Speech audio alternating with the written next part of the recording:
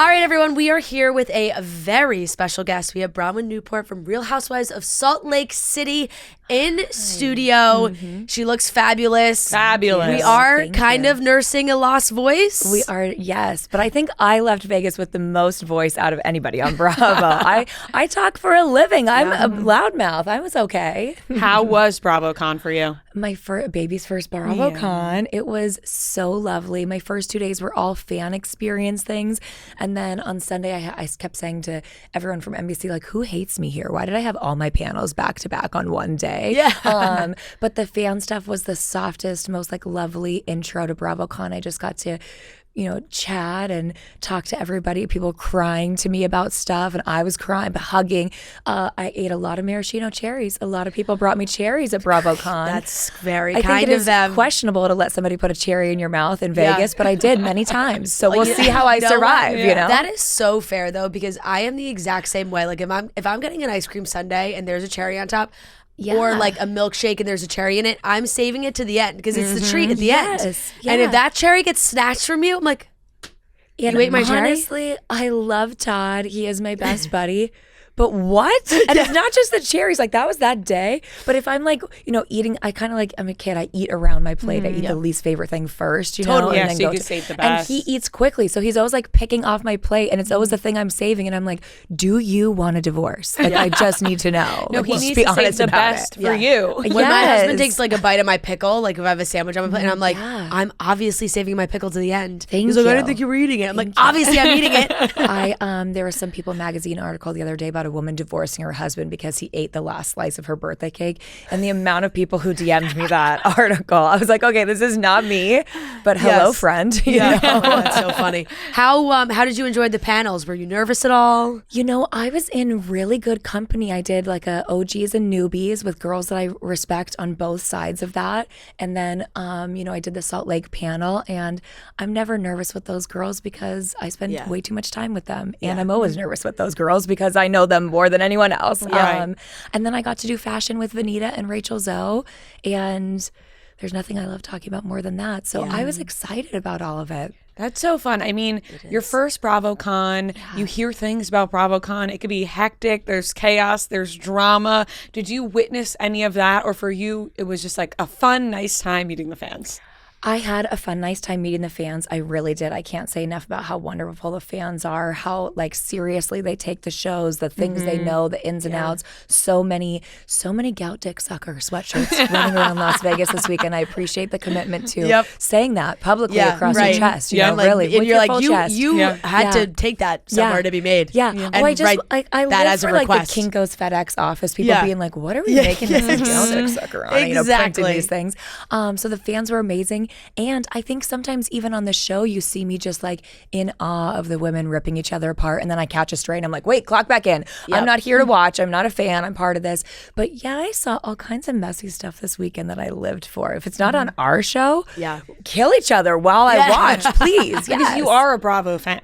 Oh, I absolutely am. I was before, am now, will be till the day I die. Yeah. Well, it's so funny. We were joking on Monday's episode about how, with the Housewives franchise, the BravoCon drama is always a little different than maybe like the Southern Charm or Summer Houses, where they're like it's very relationship based and all those things. But with the Housewives, you always leave BravoCon with someone being like, ugh, I met so-and-so and they weren't nice. And like, that's always, I feel like one of the biggest stories. Did you have any unpleasant encounters with any other housewives, or was everyone nice? No unpleasant encounters for me with housewives. No, I'm nice to everybody. I feel like that's kind of my vibe on the show and in my real life, because you see my real life on the show, is I'm perfectly pleasant until you're not. And then I'm really unpleasant, you know, or at least I can be. So no, everybody was wonderful to me. And I actually felt like this weekend at BravoCon, because I got to know the other women, I did really see the sisterhood that I think so many people reference on being on the show. I would love to see more of that on our show, this like fight and make up because we are sisters kind of a thing. But it was great with the other ladies.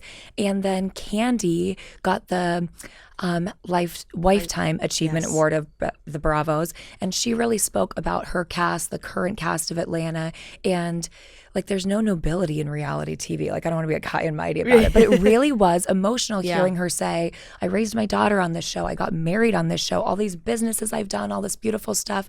And yeah, we dragged each other to hell and back, but I love them. And I looked at Phaedra real quick. Does she love you? Is that part, are you part of that, Phaedra? But they do. Yeah. And in a weird, sick, entertaining way, we do love each other, but we love each other enough to know each other's weak spots too. That is true. That is true. But no, I love they're good with everyone. You saw like Kim crying in the audience when that was all happening too. So that is so true. And now baby Riley's all grown up and on Next Gen. Yep. God, does that make anybody who watches Bravo feel old that we are like next genning it now? The two girls are, I know, and they're thriving. Yeah. And it's, everyone was talking about that show too. Andy, and a lot of people, I think now their answer, and a lot of celebrities especially, have been saying, like, when they're asked, what's your favorite Bravo show right now? Everyone says Salt Lake City. How does that feel? It's unbelievable. It's my best defense with Todd. When he's like, this show sucks. I'm like, well, John Oliver doesn't think so, Todd. So, he's pretty intellectual, Todd. Yeah. Some of the smartest people in the world love Salt Lake City, okay? Yes. And I live for it. I know that Portia was saying, like, our show could stand to be a little bit more like Salt Lake, or we're coming for those girls. And I was like, okay, well, I don't want the Atlanta girls coming for me. To be fair, I could never keep up. But I kind of live for the fact that I don't know in the moment. I have a manager and I text her a lot while we're filming, and I'm like, I don't know if we have anything good. It was kind of boring. And she was like, can you please read what you told me happened today? And I'm like, okay, never mind. It's everything. And like, even when it's like not scandal level drama, because people are kind of, we've certainly had some scandals on Salt Lake City. Salt Lake is scandalous. Yes. Yeah. But even like now, even now, I wouldn't say there's necessarily massive scandals, but the conversations that you guys all have are so, I think, unintentionally so funny. I was going to say, I think it's even better when we don't have the scandal, because we're just wilding out. Exactly. Like, it's just the craziest things come out of our mouths. And, the way I am on the show is that you see what's happening as we film. So sometimes when we watch back, do I wish I hadn't said that? Have I learned new things since then? Has my feelings changed? But yes, in the moment, that's how I felt. And I think everybody... Okay, well, I'm not going to lie on your podcast. Most people on the show are committed to really being 100% themselves all the time. So, we are Looney Tunes. Yeah. I mean, literally, everyone compared me to Gossamer in that red heart coat. So we are Looney Tunes all the time. With all the love that you were getting at BravoCon and the show as a whole, do you feel like any of the other franchises are a little jealous? They should be. Yeah. If they're not, heads up. Yeah. Are you guys keeping the lights on at Bravo or no? I mean, what are we doing here? Get to work. I won't tell you who it is, but I talked to one of the girls, and she said, on my show, I'm the biggest asshole, but I think I'd be like the nicest one on Salt Lake. And I was like, okay, not too much now. Okay, not too much. Oh my God, but so also, but I said to her, yeah, you seem this way because not everybody on her cast clocks in. Everybody on Salt Lake is willing to do the work. Put their real self out there. That is definitely true. And you definitely feel that way. And watching this season, we have felt it. I mean, you kind of came onto the show through Lisa Barlow. Yeah. And that has certainly taken a turn as 1.5 seasons now that we've seen. Where do you think things went south for you and Lisa? I think we feel differently about it. Lisa's made it really clear that she and I were never friends in her mind. And that is, breaking news to me. I did not realize that at the time. I'm very clear on it now. I mean, somebody telling you that on national television that you were never more than an acquaintance to them that point got through. I heard it. I received that message. Thank you. We are good. I didn't feel that way. And I guess I'm grateful that I'm just an acquaintance to her now. I'm happy being just an acquaintance to her now. Yeah. I'd like to be workplace proximity associates, as they say on the Parks and Rec. Right. We're not even coworkers at this point, let alone friends, let alone sisters. We live in the state of Utah together, amongst others. You're in the same state. Yeah. Not the same state of mind ever, but we sometimes are in the same state of Utah. Yeah. Yes. We asked you if you had seen last night's episode, because while we're recording, we haven't seen it yet when this is airing, and you said no. We don't watch before because you guys have a leaking problem. Now at BravoCon, Lisa Barlow was like, "Who's leaking stories?" And everyone shouted, "You!" And I want to point out I was not in the audience, nor did I ask anyone to say that. I was tucked in bed with a migraine. Yep. But when I woke up the next morning and wasn't feeling well, that did make me feel better. Now, when you say you have there's a leaking problem, Yeah. expand on that. I don't know about the episodes specifically. We just don't get them ahead of time anymore. And that was happening for part of last season and has been the case for this season. And the messaging that I got was that we just weren't getting them anymore because something was happening. I don't know if pieces of the episodes were out or if it was just somebody had seen the episode and was already out and about trying to get in front of something that was said on the episodes. I don't really know. I'm a Virgo. I try to be as, teacher's pet. I do not call Bravo. I do not call their PR. I don't ask for stuff to be cut out of episodes. I don't flip out when they portray me in a way that I myself acted on camera. I just take it as it comes. So I'm not in with them. They don't tell me all the insider dirt, but somebody has something they're not doing right. Can't be trusted. And like you said, shockingly enough, on a Housewives franchise, there is at least one person who can't be trusted. Right. It is interesting that you said, them getting out ahead before the episode comes out. I had never even really thought about that. Yeah. That if somebody gets a screener, they could start portraying themselves some way, like on an Instagram story or a tweet or something, so that before the episode comes out, people are like, oh, well, they just said this. Yeah, so it goes against that. Absolutely. So that would make a lot of sense. And honestly, kind of good on Bravo, I guess, for not sharing them with you guys. So we are also fans. We watch when you watch now, and I will not be watching in real time tonight. I have a friend who's turning 40, and I will be with him. So, God bless me on the interwebs because I don't know what's coming, and I don't know what it'll be till let me tomorrow. tell you, I am dying for it because Andy had said that this is like his favorite episode. I know. Which has me, so I'm honestly, like, oh my God, I'm dying to see it now. I heard it. I heard that he said that, and I was trying to think. I was like, okay, what was in last week's episode? Where do we go from there? What would be in this? I was trying to think, and I have a couple ideas what it could be. So we'll see. You're usually watching in real time. I usually watch in real time. Utah's behind the time, literally, that it airs here in New York, so I get to watch it kind of. And then if I'm in Utah, I have a group of girlfriends that always wants to watch it together. But I try to keep up with it. Yeah, I'm the only person in my house who watches it, so somebody has to. Right, somebody has to do it. Yeah. Well, there's no shortage of drama right now, and it's been hilariously entertaining. I guess we can start honestly with this yacht trip, because I have so many questions. My first one is, how did you pack those inflatables? Oh, the inflatables were the least of my concerns. Those things just like roll so right first up. Of all, I don't care if they get crushed. You know what I mean? So I just roll those right up. How do they blow up? Don't they like the machine? The thing, the Mosquito inflatable was hard to pack. Amazon inflatables, no. Yes. Yeah, that was easy. Yeah, I could have an Amazon inflatable in my little Lieber today for all you know. Those things are tiny. And you're ready to go. You were like, this is the time. Like when you guys were thinking about tossing that unicorn, you're like, this is the time I got to bring out the inflatables. I always have an inflatable with me in case we want to get silly. And it just had felt really heavy the night before. I think I never want to say that, editing is never weird to me. if I said it, it's on camera, whatever. But there are things that you don't always get to see just time-wise. And those dinners are long and they are intense. And I mean, we were covered in fake blood. The boat was covered in fake blood. There was like a little strip tease by some of the crew that, I hope we'll tease at the reunion since it didn't make the episode. So the night was long. It felt heavy. And I just the next day kind of wanted to be silly with Meredith. And I had no idea where that silliness was going to go. We launched the unicorn and a grenade. When you heard that unicorn, when you had that voice come out of that unicorn for the first time, what were you thinking? I mean, you saw my face on camera. First, I just saw the unicorn and was like, no. I do not want this. It's like the creepy baby from Traders that sings Tom Sandoval the backward songs. I didn't even want that in my room, But the voice box, truly, Brittany is a tricky person for me because I love her and I care about her, but she drives me crazy. And I saw the unicorn and was repulsed by it. And then I heard the voice memo and I felt sad for her. I do. Immediately I clocked that he did not say he loves her. He said that you are loved.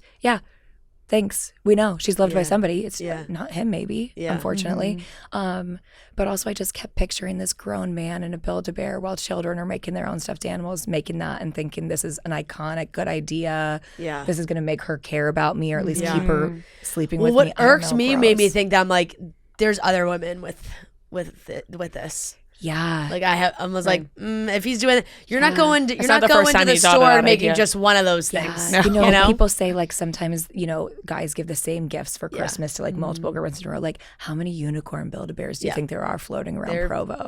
There's probably a lot in trash cans now the episode's aired. Yeah, there might be a lot. You might be one of the only people that has an experience of being on one of these absolutely stunning yachts and sleeping outside. Yeah. After you did not want to sleep in that room. Yeah. Was that a nice sleep for you? It was not my best night of sleep, no. It actually kept kind of raining off and on, and people kept being like, why there? So the boat was hot. There was some like AC issues in some of the inside rooms, and it was very rocky. And there was something about being hot while the boat was rocking that I was really veering into Angie territory, Yeah. and we saw how dark Yeah, that was yeah, with yeah. I mean, Angie and the she- vomit. yeah. We really saw it. Bravo really went there with that. And that was scary to me. I didn't want to be kind of down and out that way. So I wanted to be outside, and then there's just not that many places outside that you could lay down. So the pool chair was one of them. So, misery loves company. Every time the rain woke me up and I'd go huddle by the, table where we would eat at, I would send Todd a text, just so that it would wake him up too, and, in solidarity with me back in Utah. Yeah. Very fair. You're like, if I'm going to be awake. Someone else is going to have to be awake with me. How relieved were you to get off that boat? And then, I mean, I don't know what happened. No one really does, I guess, what happened on this plane. Yeah. And I'm so curious how no one captured what was going on. No one took their phone out? I don't know. I mean, I can tell you I've traveled with the Housewives before, and it's always a circus no matter what. This sounds like it was totally different than what I've usually fans are excited to see us in the airport, that kind of a thing. We have way too much luggage. The producers are trying to get us, if we're not on camera, not to be trying to like discuss something that's happened on camera. They want to kind of keep us on ice, those kind of things as we're traveling mid-season. But I'm just grateful I wasn't on that plane. Really Todd was coming to see me, so I was going to stay, and then that didn't end up working because he had a family emergency. So I left same day, but they'd already left, and it's a small place, and it's tricky to get off that island if you're not ahead of time and have something planned. So I was really feeling sorry for myself the whole way home. Like, this is not great. It's a slog. I didn't get to stay and see Todd, all these kind of things. And then when I heard what went on, I was like, oh, I had it easy. Okay. Would do this 10 times over, Yeah. So I don't know. I have all the same questions as everybody else. I feel kind of like the fan stand-in in this regard. I wasn't on the plane. I don't know. What I've heard is what you guys have all heard. Yeah. How did you feel hearing Meredith and Mary have that conversation where it was like Mary was I felt like as a friend was trying to ask her to, just fess up, just like talk about what's happening. And Meredith it felt like Meredith was really staying on this. Did you talk to Meredith about how she acted? Yeah, so it's a big storyline coming up, how I feel about what goes on, or I think it is. I haven't seen the episodes. I have no idea. What I lived is that, originally I kept feeling, like you heard me say in the confessional, that I would have felt like there would have been bigger ramifications if it had gone the way that they told me. And I know that some of the women are upset with me saying that their retelling seemed like it could have been an exaggeration. That's how I felt when I first heard it. And so I'm going to, be honest about that. Over time, much like Mary, my feeling was if there was nothing Meredith could apologize for when everyone else was so upset and so clear, Meredith's a wordsmith. You can't come up with I obviously went too far, or I made you uncomfortable, or Brittany was in tears and she's my friend. She's not Meredith's friend. Brittany is in tears and you guys care about her, and I don't want her. She's a human. I don't want a human crying over something I did. There was a way for Meredith to find something she could be accountable for. And then I just kind of felt like if there's nothing you did wrong, maybe you did a lot wrong, and it's a defense mechanism. I don't know. So I still don't know. You see me trying to I think there's a Scooby-Doo aspect to Salt Lake City every single season. Totally. So maybe I'm the Scooby-Doo this year trying to figure out what happened on that plane. There's always a mystery. There's always a mystery, but we always get to see so many amazing looks from you on the show. Your fashion is incredible. Including today. Yes. Love the shoes. I'm kind of cozy today, but I know, but still chicks amazing. in the office and crickets. Yes, in the office. I love it. Little buggies I have on here. Yeah, So cute. So when you're packing for those trips, how many suitcases you got? How many looks are you putting together beforehand? What's your process? The producers kind of give us a very vague, very last minute, here's what you should bring. So when they tell us we're going somewhere, I start formulating things, and then I have to kind of reset once I know what we're doing. And then once we actually get there, I never really have full time to put everything together and remember. So I'm getting better as I pack, giving myself a photo of what I want it to look like. Because when someone's screaming and I'm just trying to put clothes on so I can be part of the chaos, I forget a necklace or an earring or those kind of things. But I live for it. I said my first season that I wasn't going to buy anything new. I was just one way I was going to really be myself on camera was only rare stuff I already owned. And, they're always saying to me, we're having Mafia night or we're having whatever. And I'm like, well, I don't have anything Mafia. How am I going to style it? And it's a fun challenge for me. Yeah. I love Drag Race, and I like to, think to myself that I'm living a Drag Race challenge. Oh, is putting together an outfit to fight with these hoes. Oh my God, I love that. So did you end up not buying anything new, even if you told yourself, I'm not buying anything new? I think I bought a couple of things for the first season, but not full looks. So season 5 was my first season. And then for this season, I bought a few things. But I rationalized it to myself as I would have worn them that winter anyway, even if I hadn't worn them on camera. Of course. So you gotta have new outfits. Yeah. I mean, no one's judging you if you're like, I gotta step up with new. Yeah, but it's like this weird game I play with myself. I might need a hobby. I don't have too much time. That is a hobby, I guess. Fashion, absolutely. Fashion is a hobby. And you really express yourself through all your fashion as well. When did that develop for you? At what age were you like, this is for me? Oh, teeny tiny. I remember my mom really loves hair and makeup, and when I was in kindergarten, I would kneel in front of her sink and she would get ready and I would chat with her, and then she would do elaborate braids and I would always want makeup, and we'd do all this stuff together. We'd get ready in the morning together. We were like the original get ready with me's when in the 80s, early 90s. But I remember arguing with her over what I would wear. For sure, because she would send me in opaque white tights and a little skirt to kindergarten. I couldn't play. I couldn't do any of that stuff. I'm not a real outdoor cat anyway. I'm an indoor dog for sure. But I remember having a very specific look I wanted. And I tell everybody this story. We moved when I was in first grade, and I went in the middle of the day to meet the class. And big move from a suburb of San Francisco to Holland. And I had on a beret and this little shift plaid dress and matching shoes. And some kid in the class the adults thought it was really funny that he was like, oh, we have a California babe moving in. And I was like, obviously this is a Parisian vibe. Yes, I came from California, but please be educated. You're really not clocking what I'm going for. I was honestly, it's a tartan, but it's giving, the beret gives Paris. So it's very European. Thank you. I've entered my Holland era. Yes. Thank you. Excuse you. So from 6, 7, I've been really fussy about people calling my outfits costumes. Yes. Yeah. Well, it's been amazing to watch all the fashion. It's so fun to see what you're gonna show up in the episodes. And I love your honesty on this show, because there are so many housewives, I think, that decide to share one part of their life but not all of it. And I think you have come in, you share all of it.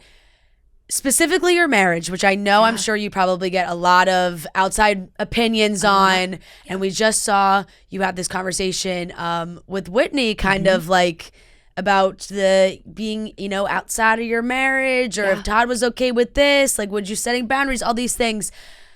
What are the conversations like with Todd when you're like, hey, this is what I talk about on tonight's episode?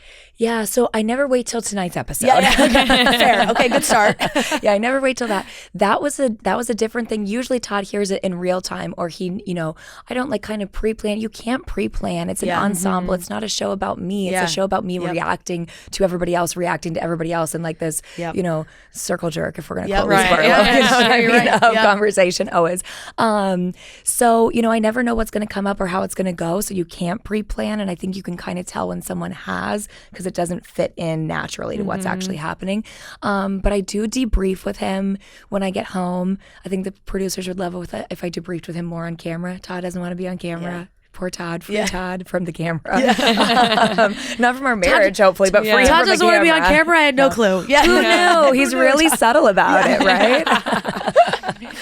Joining the cast in season 5 and now being on for the second season that you're on, did you tell yourself you were going to share certain things and just be all out there, be honest, or did you just wait until the cameras were up and go, you know what, this is just going to be me? I've been saying, I said this at BravoCon this weekend, and I said it, at Watch What Happens Live the other day. I told the producers and Andy, if cameras were running, if we were in a filming, month, that whatever happened in my life, they could have.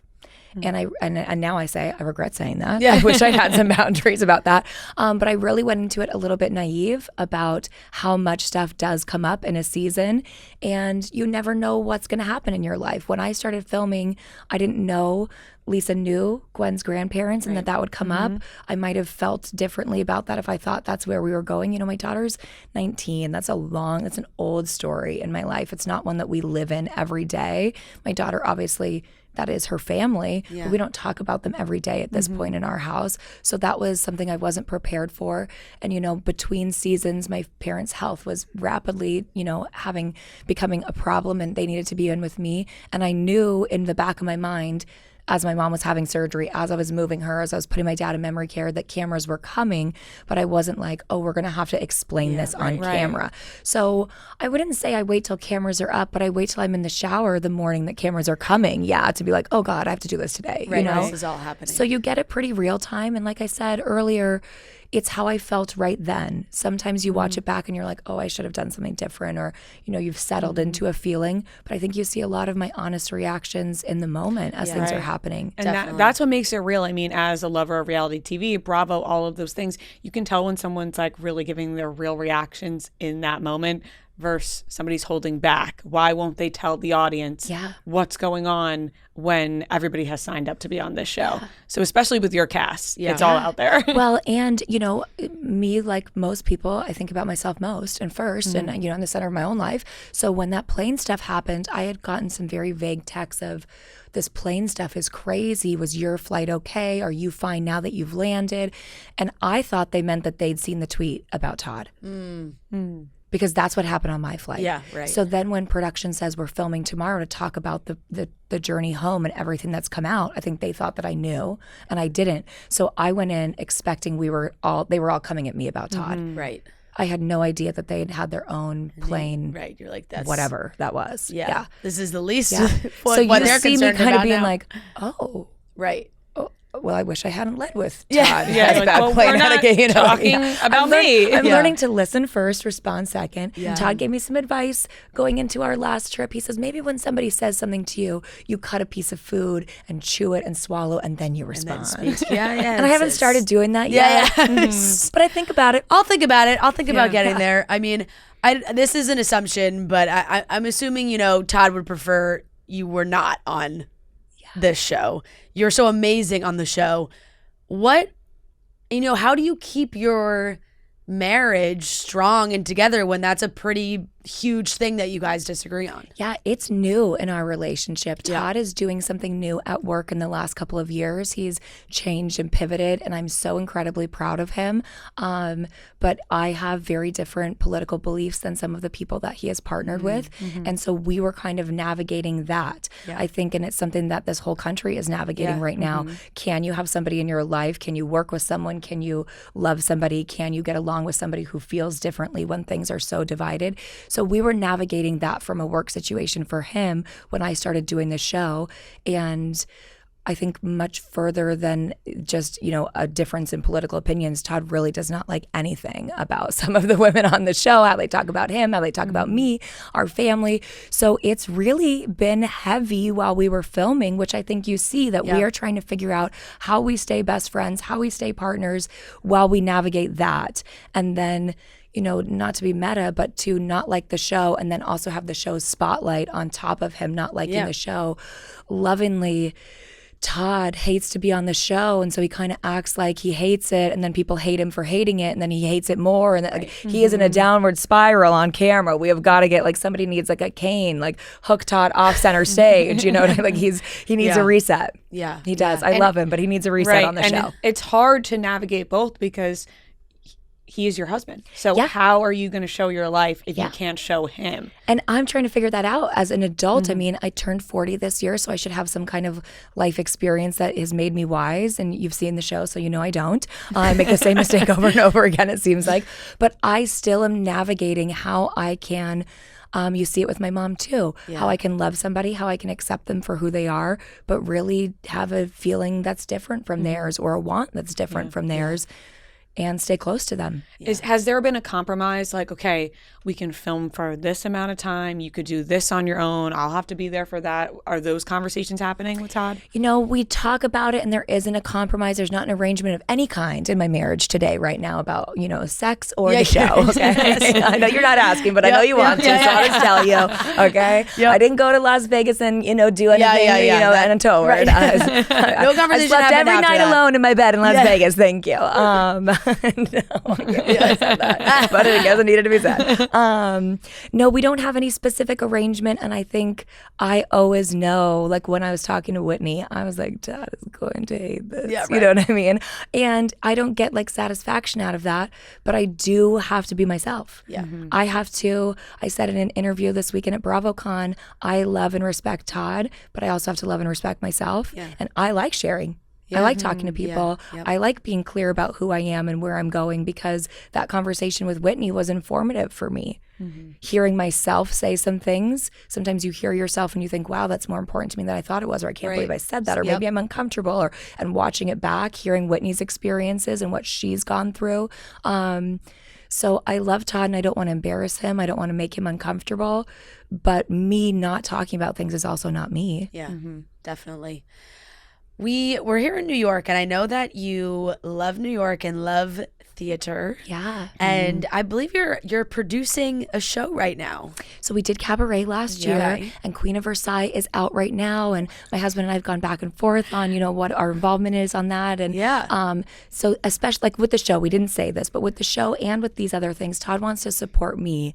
But that doesn't always mean that he enjoys the same things as me. So, you know, just look at Todd learning new things. You know what I mean? He's learning to, you're like, all right, we're headed to Broadway, Todd. But I do love, I mean, Brittany and I should be better friends. She's an old, you know, Broadway adjacent girl. She's going to punch me for saying adjacent. It's true, Brittany. Okay, so we have one last question. It's brought to you by Armani Luminous Silk Concealer. It's our question. Okay. I have to ask, once and for all, what your opinion is. I think you did a pretty good job on the show of clearing up whatever stories had come up about you and that so-and-so were leaked. Do you think Lisa Barlow leaked that information about you? I know Lisa didn't leak it because I know that Lisa is not the person who was saying it on Twitter. And I think when I got on the boat, what I was trying to say is that my husband and I felt like there's this pretty trackable record of when you argue with Lisa or you kind of go against her. Lisa, you hear Lisa, she'll say, don't do that with me. I have stuff on you, or I'll ruin you, or if you want to go dark with me, I'll go dark with you. She said that lots of times. Right. She knows things about the women. She's very open, that people seem to just come to her at the grocery store with information about all of us. Maybe I should start cooking. I should go to the grocery store. Where was this information happening in Salt Lake? So I never really accuse Lisa of doing it. In fact, I kind of say I don't want to. We'd had a truce going into the boat, and I didn't really want to say out and out that Todd thought it was her. Do I think Lisa tweeted it, leaked it? No. Yeah. Do I think that there is something about Lisa and her persona at a bare minimum that encourages other people to ride for her in this way, where they want to protect her and create a narrative around her that everyone else is damaging her and she's just fighting back? No one on Housewives is solely just fighting back. We all throw our first stone. You know what I mean? We all have. And like that would be the most generous take. Yeah. The worst take is probably... and I'll just say the truth because it is my truth about it and how I feel. I hate the phrase "my truth." I can't believe I just said that. The way I feel about it is that I do think that she is happy when negative things come out about us. Takes the heat off her having to show things in her life that maybe she doesn't know how to talk about. And I think my feeling is you should expend the energy to be the person you want to be, not push other people down so you look like the person you want to be. And maybe the baby gorgeous should think about that. So do I think she is posting something from an anonymous Twitter account? No. Yeah. Do I think she talks to people who use Twitter? Yeah. Yes. Yeah. Do I think we have seen screenshots on Instagram where she talks to bloggers? Yes. She defends herself. She talks about us. So is she part of that food chain? Yeah. Do you think it all fuels these online, like, leakers, whatever you want to call them, these leak people, is the wrong term. Yeah, it's not a leak, you know, but, it's like, just they're looking for the tea, they're looking for the drama because they want to post it, and they're getting it up on Reddit or all these things. And then do you think it's motivating to them that, like, it becomes such a discussed topic on the show? I really that they're like, we should keep doing this because now, like, our names, our tweets, our TikToks, like that one random girl that made a TikTok about seeing Seth, like, it's like now she's on the show. There are so many of us who feel like it should not be talked about on camera. Yeah. That if it is a rumor online, it should not be brought on camera because it does encourage these people to do this. And, you know, get your bag, do your job. Yeah. But it's a separate job to me than the show is. Like, it doesn't necessarily need to be brought onto the show. Yeah. Right. There was a few like content creators at BravoCon who were spicy with me because they were like, oh, hey, I'm so and so. I said X about you. Well, Should we that's take what a I'm saying. selfie? I'm like, and I we're was like, straight no. up watching that girl's TikTok is like fully on the show. And I think that they should do what they want to do, and that's their job. But I think what they don't realize is to be on camera is a different level. Yeah. Talking about what we are showing on camera is not the same thing as showing your life on camera. And I welcome them to come on and bleed out every episode the way that all of us do, and tell me if you still would think it was funny that people tweeted about you. You won't. Right. You don't at all. They thrive off of it. Their name gets mentioned. Yeah. They're all excited. They feel like they're was- famous now because they were mentioned. I was disappointed that we named checked some of the tweets and some of the TikTokers. One, I don't know what the ethicalness around, like, did Bravo reach out to them? Did they or ask it's for like if permission? they talk about I hope it, they so. I have assume to so. like they have to credit them because it's being talked about. But I feel like it does encourage it. Yeah, It does fuel it. And there's so much that's said about each and every one of us that is exaggerated or untrue or like could be spicy, so we say it, and it's just not necessary. Right. We all can do that to each other. And it is true. Let us do it to each They other. want selfies with you at BravoCon. Yeah. Even though they're writing about you. And I actually had a good talk with that person. They messaged me and said, I realized that came across maybe weird. Yeah. I was trying to just say, hey, it's me, so you were warned. But the way I took it, and I told her this, is you were like, kind of felt like you were giddy to tell me that you'd said this thing about my husband and then thought you were going to post a picture of us buddied up, and I'm not. Right. So we've talked it out. We worked it out in the remix, her and I. Yeah. Is that still a cool thing? Yes, to say? totally. Absolutely. It worked. But yeah, I think it's a weird thing that this whole sub career has evolved out of the Bravo shows, of talking about the Bravo shows. I mean, we're here talking about a Bravo show. Yeah. Right. That is true. Right? It is very true. It is very true. So I would love for it to be about us and our lives. And it's an interesting thing because that does affect our lives, but it's also the show within the show. Yeah. You know? Yeah, definitely. Right. There's so many layers to it. Everybody wants to be a part of the juicy gossip, especially with this season and this cast. Who doesn't want to be part of Salt Lake right now? Everybody wants to be a part of it. Everybody wants to be watching it. I have to catch up because I'm a little behind. Are you? And now I feel jealous. Everybody was talking about it at BravoCon. I talk about it every week, and I'm like, get ready because it is so good. My goal this week is to just catch up on all of it. You want to catch up. And I don't want to miss out on this episode that everyone's talking about. Mary and Angie arguing about farting was the funniest thing I've ever seen in my life. So much fart chat. I was actually filming a cameo the other day, and I scooted my chair, and it made a weird noise, and I was like, okay, this is not part of the season. That was not me farting. I feel like now I have to explain I have to address it. What so much fart talk. It's just amazing. I mean, really, it's so amazing, and we love watching it. Everybody loves watching it right now. Bronwyn, thank you so much for joining us. Thank you so much. Get caught up. It gets crazy. I'm going to. I cannot wait. And we can't wait, and we'll continue to watch. As always, Salt Lake City's on Tuesday nights on Bravo. And we'll be following along with everything you're doing and Broadway and fashion and all the fun things. Can't wait to see it all. Thank you so much. My pleasure. Thank you.